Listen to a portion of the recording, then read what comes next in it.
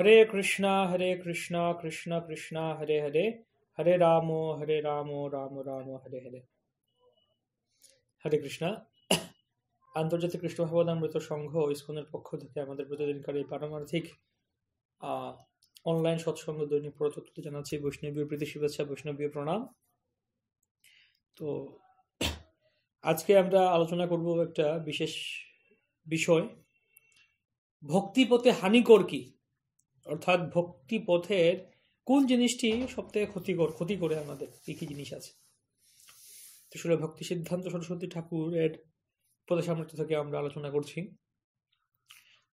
তো প্রশ্ন উত্তর আকারে বর্ণনা করা হচ্ছে, গ্রাম্য কথা বলা ও গ্রাম্য কথা শোনা কি ভক্তির হানিকর ও অমঙ্গলকর? নিশ্চয়। শ্রীমন মহাপ্রভু বলিয়াছেন, গ্রাম্য কথা না শুনিবে, গ্রাম্য বার্তা না কহিবে, ভালো না খাইবে আর ভালো না পড়িবে। চারটে জিনিস। একটা গ্রাম্য কথা শুনবে না, গ্রাম্য কথা বলবে না।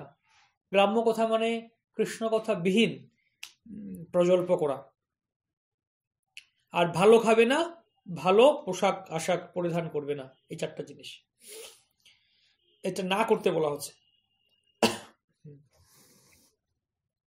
তো যারা হরিভোজনে শ্রদ্ধা বিশিষ্ট রুচি সম্পন্ন তাহাদের জন্য এই কথাগুলি বলা হয়েছে। কার জন্য বলা হয়েছে? যারা হরিভোজনে শ্রদ্ধা আছে এবং রুচি আছে তাদের জন্য এই নিয়মটি দেয়া হয়েছে, কথাগুলি বলা হয়েছে। ভালো খাওয়াতে নিজের বেশি ক্ষতি হয়, অপরের তাহাতে বিশেষ কিছু অসুবিধা অর্থাৎ হরিভোজনে বাধা সৃষ্টি হয় না। অর্থাৎ আমি ভালো খাচ্ছি, ভালো বন্ধ মানে বলা হয় সুস্বাদু, জিহ্বার তৃপ্তিদায়ক যে খাবারগুলি রয়েছে খাওয়ার চেষ্টা করছি, এতে আমারই ক্ষতি হচ্ছে, অন্যের এত ক্ষতি হচ্ছে না। কিন্তু ভালো পরাটা বেশি খারাপ, অর্থাৎ ভালো পোশাক আদি পরিধান করা এটা আরো বেশি খারাপ। কেন খারাপ? কেননা আমরা অপরের জন্যই লোক ভালো পড়ে। অপরের জন্য কেন? অপরের চক্ষুর ইন্দ্রিয় ও মনকে হরিভোজন হইতে ছুটি করানোই ভালো পড়ার উদ্দেশ্য। আমরা কথায় বলে খাও নিজের ইচ্ছায় আর পড়ো অন্যের ইচ্ছায়।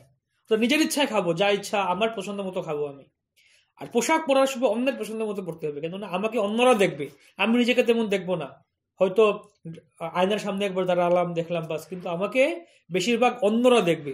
তাই তাদেরকে সন্তুষ্ট করার জন্য পোশাক পরা হয়। তাই আমি যদি ভালো পোশাক পরি, চাকচিক্যময় জাকজমক পোশাক পরি, এটি দেখে হয়তো অন্য ব্যক্তি তার হয়তো হরি বিস্মৃতি হতে পারে, সে হয়তো তখন ভোগে প্রবৃত্ত হতে পারে, চিন্তা করতে পারে বাহ কত সুন্দর পোশাক পরেছে, আমিও এরকম পোশাক পরবো। তার হয়তো ভোগের ইচ্ছা বাড়তে পারে, তার হয়তো এই পোশাকের প্রতি আসক্তি বাড়তে পারে। জিহ্বার লালসা ভালো নয়, তাহাতে ভক্তি হানি হয়। এই যে ভালো খাওয়া, জিহ্বার লালসে যে ইতিউতি ধায়, শিষ্ণদোর পরায়ণ কৃষ্ণ নাহি পায়। জিহ্বার লালসা এখানে সেখানে যায়, শুধু খাবার জিহ্বাকে সন্তুষ্ট করার জন্য মগ্ন হয়ে থাকে। এবং শিষ্ণ আর উদরপরায়ণ, উদরপরায়ণ অর্থাৎ শুধুমাত্র আহারের জন্য মগ্ন, আর শিষ্ণ পরায়ণ মানে যৌন তৃপ্তিতে সে মগ্ন। ইহাও মহাপ্রভুর কথা। তাই গ্রাম্য বার্তা শুনিলে ভালো খাওয়ার চেয়ে নিজের অমঙ্গল বেশি হয়, আর গ্রাম্য বার্তা বলিলে ভালো পড়ার থেকেও অপরের বেশি অসুবিধা করা হয়। তাই আমরা যদি একটা হায়ারার্কি করতে যাই, উচ্চ নিচু তারতম্য, তাহলে বলা যায় যে প্রথমে হচ্ছে ভালো খাওয়া সবার নিচে, তার উপরে হচ্ছে গ্রাম্য বার্তা শোনা, তার উপরে হচ্ছে ভালো পড়া, পোশাক পরা, আর তার উপরে হচ্ছে গ্রাম্য বার্তা বলা। মানে কি অর্থ এখানে বর্ণনা করছেন, গ্রাম্য বার্তা শুনিলে ভালো খাওয়ার চেয়ে নিজের অমঙ্গল বেশি হয়, আর গ্রাম্য বার্তা বলিলে ভালো পড়ার থেকে অপরের বেশি অসুবিধা করা হয়। কেননা গ্রাম্য বার্তা বললে কি হয়? অসৎ বার্তা, অসৎ কথা, কৃষ্ণ বহির্মুখ প্রজল্প, সিনেমার গান বা সিনেমার কথা, ক্রিকেট খেলা, ফুটবল খেলা, স্পোর্টসের কথা আলোচনা করা, মুভির কথা আলোচনা, পলিটিক্সের কথা আলোচনা করা, বা বিভিন্ন কিছু, বাজারে শেয়ার মার্কেটের দর কেমন, বিভিন্ন কিছু আলোচনা করা কৃষ্ণকে ছাড়া, এগুলি হচ্ছে অসৎ বার্তা বা গ্রাম্য কথা, এগুলি হচ্ছে বেশ্যা সদৃশী, বেশ্যার ন্যায়। তদ্বারা জীবের চিত্ত কলুষিত ও বিক্ষিপ্ত হয় বলিয়া হরিভজনে খুব বাধা হয়। চিত্তটা কলুষিত হয়ে যায়, বিভিন্ন দিকে ছড়িয়ে যায়। বাজে কথায় যাদের রুচি বেশি, তাদের হরি কথায় স্বাভাবিক রুচির অভাব জানিতে হইবে। বাজে কথা শুনতে রুচি বেশি এদের। রঘুনাথ দাস গোস্বামী বলিয়াছেন, অসৎ বার্তা বেশ্যা বিসৃজ মতি সর্বস্ব হারিনিহি। শ্রীমদ ভাগবতে বলা হচ্ছে দ্বিতীয় স্কন্ধে, বিলেবত উরুক্রম বিক্রমান ইয়ে নশিনভতো কর্ণপুটে নরস্ব জিহ্বা সতি দার্দুরিকেব সুত নচোপগায়তি উর্গায়মানঃ। যে কর্ণ দ্বারা হরি কথা শোনা হয় না সেটা হচ্ছে সাপের গর্তের মতো, আর যে জিহ্বা দ্বারা ভগবানের কথা বলা হয় না সেটি হচ্ছে ব্যাঙের জিহ্বার মতো, ভেকের জিহ্বার মতো, অসতী হয়েছে। কিন্তু জিহ্বার উদ্দেশ্য হচ্ছে কৃষ্ণের কথা বলা। ঠিক যেরকম একজন সতী স্ত্রীর তার কর্তব্য হচ্ছে তার পতির সেবা করা, পতিব্রত থাকা, সে যদি তার পতিকে ছেড়ে অন্য কোনো পুরুষের প্রতি ধাবিত হয়, এটা হচ্ছে অসতী। একইভাবে জিহ্বার কাজ হচ্ছে ভগবানের কথা বলা, তাই সেটি যদি ভগবানের কথা না বলে অন্য কথা বলে সেটা হচ্ছে অসতী। 5টা লোক একসঙ্গে সমবেত হইলে বাজে কথা হইবে, এজন্য ভক্তগণ সতত হরি কথা কীর্তন করেন। হরি কথা হইলে কেহই গ্রাম্য কথা বা বাজে কথা আলোচনার সুযোগ পায় না।